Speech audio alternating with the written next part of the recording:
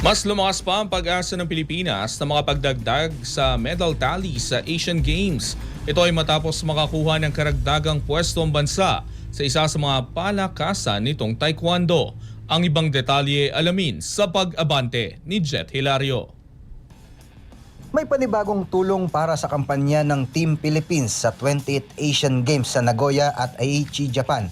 Nakakuha ang bansa ng 4 na karagdagang slots sa taekwondo na bagay na inaasahang magpapalakas pa sa tsansa ng Pilipinas na makadagdag pa ng medalya.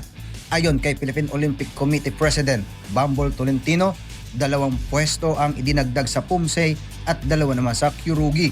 Mayroon ding umanong nakalang slot para sa taekwondo. Dahil sa mga bagong pwestong ito, mas dumami ang pagkakataon ng mga Pilipinong taekwondo jeans na makipaglaban para sa podium finish sa darating na Asian Games.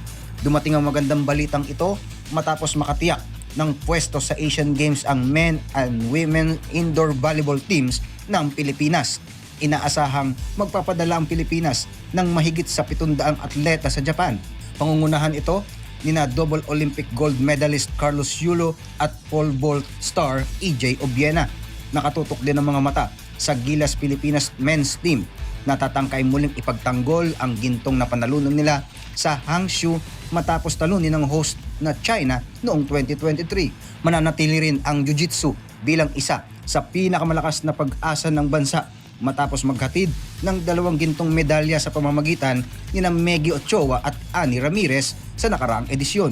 Patuloy pa rin naghahanap ang POC ng iba pang mga pwedeng ma-qualify na atleta sa iba pang mga laro tulad ng esports at modern pentathlon, at sa patuloy na pagdaragdag ng mga pwesto, mas tumataas ang pag-asa ng Pilipinas na malampasan ang nakamit nitong gintong medalya, 2 pilak, 12 tanso sa Hangzhou Asian Games. Ako si Jet Hilario, Abante.